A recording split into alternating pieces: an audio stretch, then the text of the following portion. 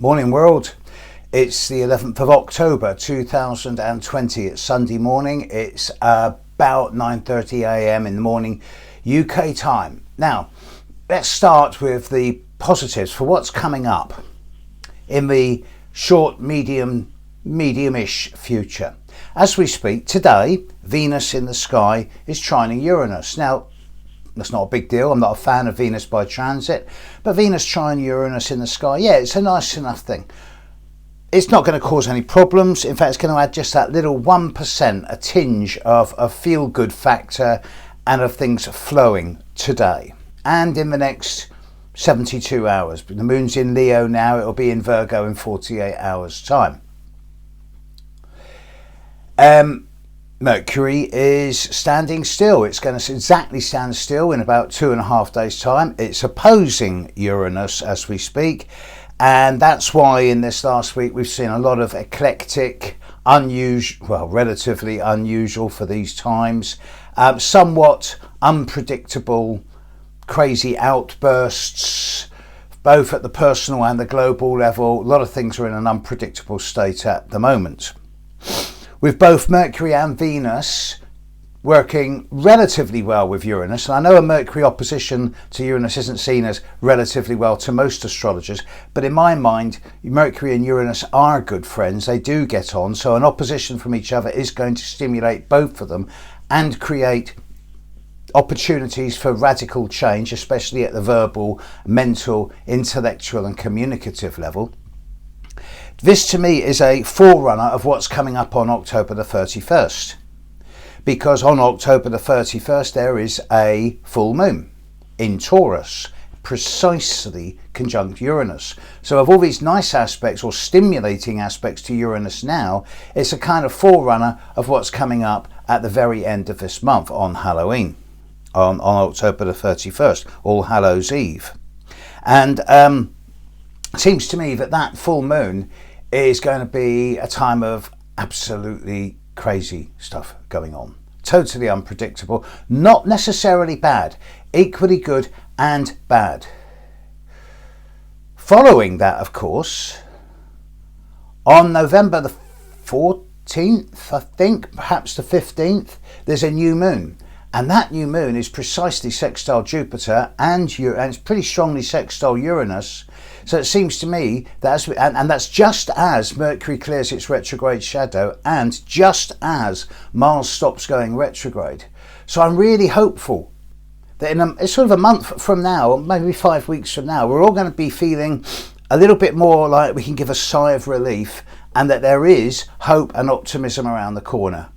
Following that, of course, it's the full moon in Gemini and then the new moon in Sagittarius, and after that we've got this lovely new moon coming up in the middle of January, conjunct Pluto, which is going to be kill or cure for a lot of the situations of 2020. It's going to bring a lot of things from 2020 to a permanent end, and then it's going to finalise this year and open up a lot of new chapters for next year. So when you look at the moons and the endings of the retrogrades that are coming up, because Jupiter stopped going retrograde, Saturn stopped going retrograde, Pluto stopped going retrograde, Neptune will stop going retrograde soon-ish, Uranus won't stop going retrograde till January, but by the time we're into that new moon in January, every big planet in the sky is moving forward.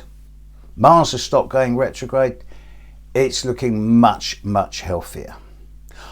Side note, one of the positive things about 2020 is we've had a phenomenal light show in the sky, and if you're out there looking at the planets, if you're out there and it's a clear sky at any time of night, an hour or two after sunset, look to the west, look to where the sun's going to set, and you will see Jupiter, and then to its left you will see Saturn, and the gap between them is closing. As they move into the twilight, so the conjunction between Jupiter and Saturn is getting stronger and stronger, and as it fades from view in a month's time, we will see them almost but not quite in exactly the same place. At the same time, around about an hour or two after sunset, if you look to the east, you'll see Mars rising, and Mars is at its brightest today, and it's phenomenal. I've never seen Mars so bright, and it's really, really stimulating. And if you look in the same location, about 4 hours later, 5 hours later, about 2 to 3 hours before sunrise, you will see Venus resplendent, really high in the sky. In the meantime, we've got this new moon coming up on the 16th. This is something that I've been talking about since last year. And anyone who can be bothered to look at the videos I did for the start of 2020 will notice that I said a lot about this moon at that time, and I talked about it in years past. I think 2015 and 2018 I did videos on it. And I've been waiting for this one a long time. When I look at the meaning of the moon in conjunction with what's going on in the planet, I can't help but feel that where we are right now is about to lead to some type of permanent resolution, one way or another, in a way that's going to nail almost everybody's colours to the wall. And I don't want to name any particular country or any particular person, but all over the world it seems that there's division. Now this new moon is in Libra, which is supposed to be the sign of balance. Yeah, but it's opposite retrograde Mars and square Jupiter and Saturn and Pluto. So there's not much chance of balance and harmony as being around in the coming few weeks. By mid-November, we should see the start of it. But meantime, I'm looking from my own perspective. I mean, without wishing to draw any parallels here, obviously I'm a wonderful human specimen and I'm in perfect physical health. I'm a fine model of a man. Nothing wrong with me whatsoever that a bunch of steroids can't fix.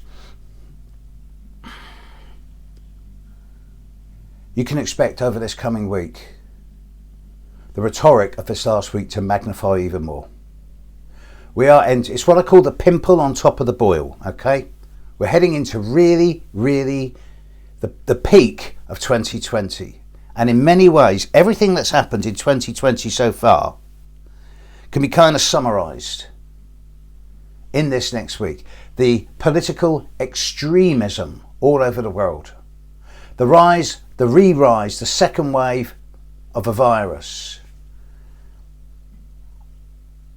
I don't want to sort of get hopeful. I don't want to get too optimistic here, but I'm beginning to see indications of how the virus is going to actually not fade away and disappear, but become far less significant as we get into the end of this year and new year. And I don't want to sort of breed unwarranted hope, but I've just got this nudge, this feeling, and all the indications astrologically and what I'm picking up from other people and from the world around me say to me, we're at the tipping point right now.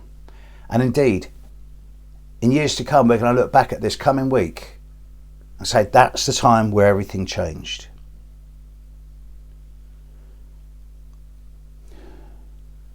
There's going to be extremes in this coming week, and I do mean extremes.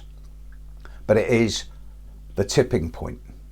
And when this is done, the hardest time of this year is over. So by this time next week, I should be saying to you that we're plateauing.